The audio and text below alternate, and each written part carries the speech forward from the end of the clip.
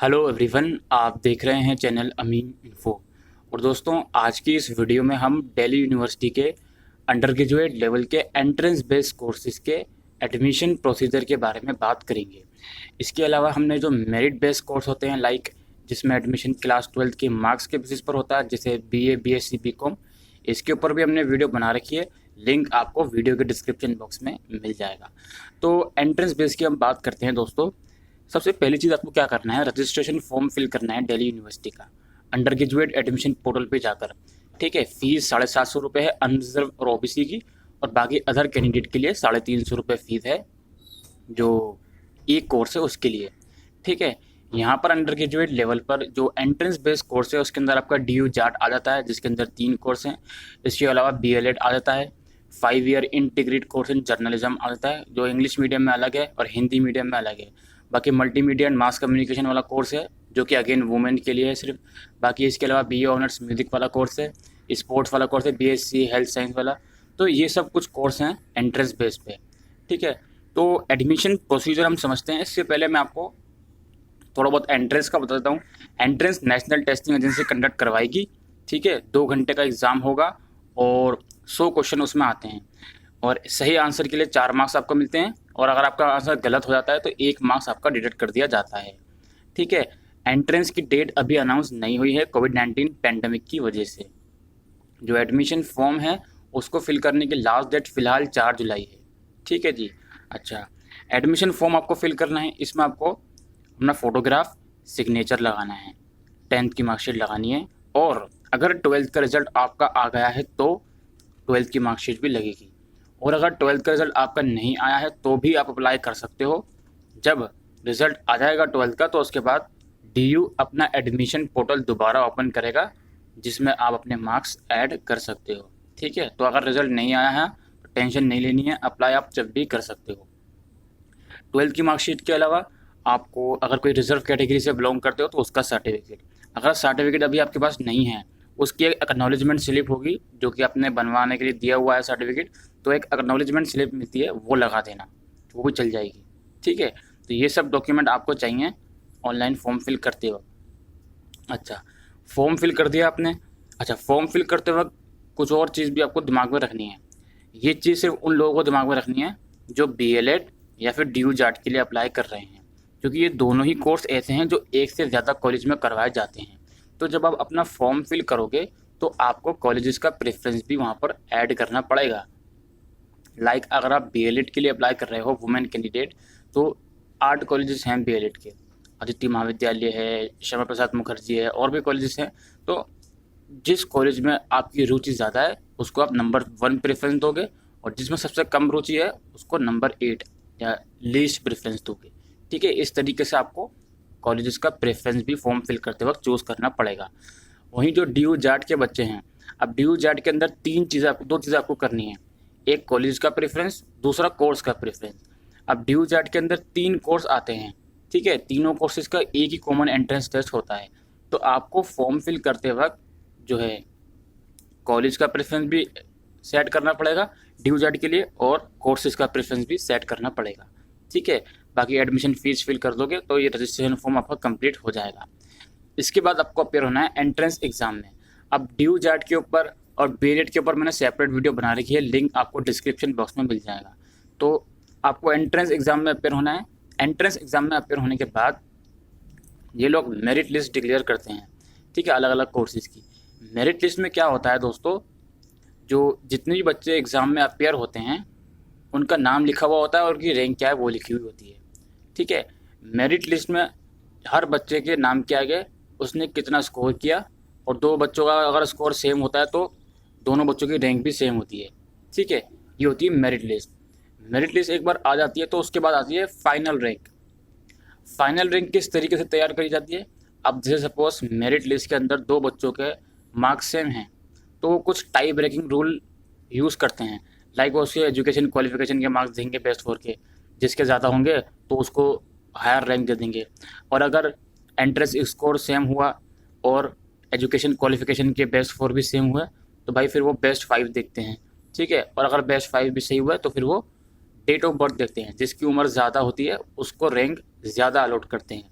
ठीक है, तो ये प्रोसीजर वो अपनाते हैं मेरिट लिस्ट आने के बाद फाइनल रैंक निकालने के लिए। तो जब आपकी फाइनल रैंक आ जाती है उसके बाद क्या होता है, सुनिए ध्यान से। जब फाइनल रैंक आपकी आ जाएगी तो उसके बाद एडमिशन पोर्टल दोबारा ओपन किया जाता है। ये सिर्फ उनके लिए ओपन किया जाता है जो बीएलएड या फिर डीयू जाट के लिए अप्लाई कर रहे हैं।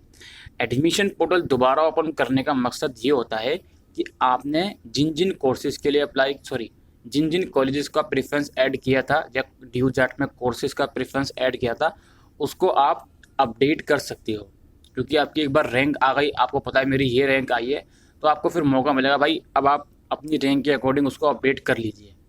ठीक है, अगर चाहो तो आप स्टूडेंट पोर्टल पे जाओगे अपने लॉगिन डैशबोर्ड में जहाँ से आपने फॉर्म फिल किया था, वहाँ पर जाकर आप ये चीज़ अपडेट कर सकते हो। और ये सिर्फ बीएलएड वालों को और ड्यू जाट वाले को करना है।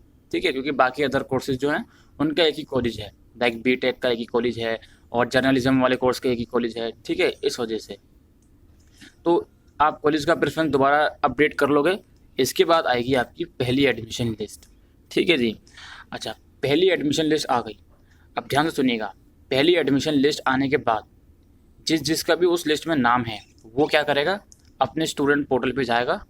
स्टूडेंट पोर्टल पे जाकर जिस भी कॉलेज में नाम आ रहा है मतलब वो अप्लाई कर देगा ऑनलाइन अप्लाई करने के बाद उसके सारे डॉक्यूमेंट, एलिजिबिलिटी क्राइटेरिया कॉलेज के द्वारा वेरीफाई करे जाएंगी, कॉलेज के प्रिंसिपल के द्वारा उसको अप्रूव किया जाएगा।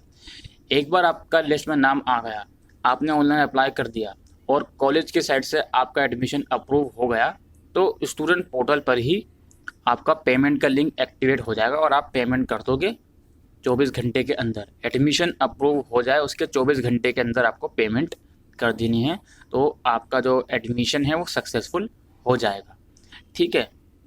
अच्छा, एक और चीज़ मैं आपको बताता हूँ, जिन बच्चे का एडमिशन लिस्ट में नाम आ गया और वो अपने कॉलेज से सेटिस्फाइड नहीं है, वो चाहता है कि मैं और हायर प्रेफरेंस का, लाइक अगर उसने 7 कॉलेज हैं, सपोज फॉर एग्जाम्पल मिसाल दे रहा हूँ मैं, 7 कॉलेज हैं, उसका जो पहली एडमिशन लिस्ट में नाम आया वो 5वें प्रेफरेंस से कॉलेज में आया, लेकिन वो चाहता है पहले प्रेफरेंस या दूसरे तीसरे प्रेफरेंस, तो उस केस में भी उसको अप्लाई करना ही पड़ेगा और फीस भी भरनी पड़ेगी। फीस भरने के बाद 2 ऑप्शन उसको मिलते हैं। एक ऑप्शन ये होता है कि मैं अपने कॉलेज से सेटिस्फाइड हूँ, दूसरा ऑप्शन ये होता है कि मैं हायर प्रेफरेंस के लिए जाना चाहता हूँ। ठीक है, पहले वाला ऑप्शन ये होता है मैं हायर प्रेफरेंस के लिए जाना चाहता हूँ, दूसरा वाला ऑप्शन ये होता है जो मैं अपने जो सीट मुझे मिली है मैं उससे सेटिस्फाइड हूँ। तो अगर वो सीट से सेटिस्फाइड है तो दूसरा वाला ऑप्शन चूज़ कर लेगा। ठीक है, दूसरा वाला ऑप्शन चूज़ करते ही उसको आगे आने वाली लिस्ट में कंसीडर नहीं किया जाएगा। और अगर वो पहला वाला ऑप्शन चूज़ करता है तो पहली एडमिशन लिस्ट के बाद जब दूसरी या तीसरी लिस्ट आएगी तो थोड़ा चांसेस रहते हैं कि उसको हायर कॉलेज अलॉट हो जाए, हायर प्रेफरेंस का कॉलेज अलॉट हो जाए। और सेम थिंग कोर्स में भी होती है डीयू जाट के अंदर। ठीक है, तो हो सकता है उसको हायर कोर्स अलॉट हो जाए, तो ये चीज़ भी रहती है। लेकिन अगर किसी एडमिशन लिस्ट में आपका नाम आया और आप ये सोच के बैठो कि मुझे ये कॉलेज पसंद नहीं है, मैं अगली लिस्ट का वेट करता हूँ, तो उस केस में आपको कंसिडर नहीं किया जाएगा आगे आने वाली लिस्ट में। फॉर एग्ज़ाम्पल, आपका दूसरी एडमिशन लिस्ट में नाम आया पहली बार किसी भी कॉलेज में और आपने कोई भी एक्टिविटी नहीं करी, ना तो आपने अप्लाई करा और अगर अप्लाई कर भी दिया तो एडमिशन फ़ीस नहीं भरी, तो डीयू वाले ये सोचेंगे कि ये बच्चा इंटरेस्टेड नहीं है एडमिशन में, तो आपको फिर आगे आने वाली लिस्ट में कंसिडर नहीं किया जाएगा। ठीक है, तो कुल मिलाकर तौड़ यही है कि किसी भी लिस्ट में आपका नाम आ रहा हो, आप चाहे हायर प्रेफरेंस का कॉलेज लेना चाहते हो या उस कॉलेज से सेटिस्फाइड हो, दोनों ही केस में आपको अप्लाई भी करना है और फीस भी भरनी है। ठीक है, बस ये है कि अगर हायर प्रेफरेंस का कॉलेज चाहते हो तो ऑप्शन 1 चूज़ करना पड़ेगा और अपने कॉलेज से सेटिस्फाइड हो तो ऑप्शन 2 चूज़ करना पड़ेगा।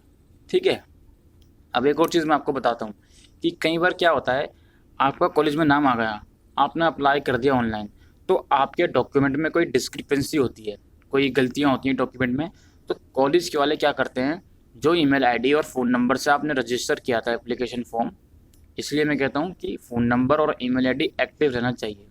तो खैर अगर आपके डॉक्यूमेंट में कोई गलतियाँ हैं तो कॉलेज वाले आपको कॉन्टैक्ट करेंगे उस पर्टिकुलर ईमेल या फ़ोन के थ्रू, और कॉन्टैक्ट करेंगे, आपको बताएंगे ये गलतियाँ हैं, तो आपको गलतियाँ सुधारने को देंगे वो, या तो ईमेल से अपने डॉक्यूमेंट मंगवा लेंगे आपसे, ठीक है, या फिर डैशबोर्ड में ही कुछ आपसे करेक्शन करवा लेंगे। ठीक है, तो ये काम आपको करना है। अगर फॉर्म में गलतियां हैं और उन लोगों ने आपसे कांटेक्ट करने की कोशिश करी बट कम्युनिकेशन नहीं हो पाया आप दोनों के बीच, उस केस में आपका एडमिशन कैंसिल कर दिया जाएगा। ठीक है। और इसके अलावा ये मैंने आपको प्रोसीजर पूरा समझा दिया है, पूरा ऑनलाइन प्रोसीजर है, आपको कॉलेज में विज़िट करने की ज़रूरत नहीं है। लेकिन जब आपके सेशन स्टार्ट होंगे तो आपको अपने सारे डॉक्यूमेंट अपने रिस्पेक्टिव कॉलेज में ले जाने होंगे वेरिफिकेशन के लिए। ठीक है। ऑनलाइन जब ये एडमिशन प्रोसीजर चलेगा, जब आप फीस भर दोगे तो एक वो अंडरटेकिंग भी भरवाएंगे आपसे, जिस अंडरटेकिंग में ये लिखा होगा कि मैंने जितनी भी इन्फॉर्मेशन ऑनलाइन फॉर्म में प्रोवाइड करी है, जितने भी डॉक्यूमेंट प्रोवाइड करे हैं, वो सब सही हैं। अगर वो डॉक्यूमेंट गलत निकले तो मेरा एडमिशन कैंसिल हो जाएगा और फीस भी मेरी रिफ़ंड नहीं होगी। ठीक है जी। तो ये प्रोसीजर है एंट्रेंस बेस्ड कोर्स का। इसके अलावा एक स्पोर्ट राउंड चलता है, स्पोर्ट राउंड का भी हम डिस्कशन नहीं कर रहे हैं, स्पोर्ट राउंड को डिस्कस करेंगे जब स्पोर्ट राउंड खुलेगा। ठीक है जी। तो अभी के लिए वीडियो में इतना ही। मुझे उम्मीद है आपको ये वीडियो यूज़फुल लगी हो, तो वीडियो को शेयर करिएगा। कोई क्वारीज हो तो कमेंट सेक्शन में लिख के पूछ सकते हैं, इंस्टाग्राम पे फॉलो कर सकते हैं, और चैनल पर पहली बार है तो चैनल को सब्सक्राइब करिए।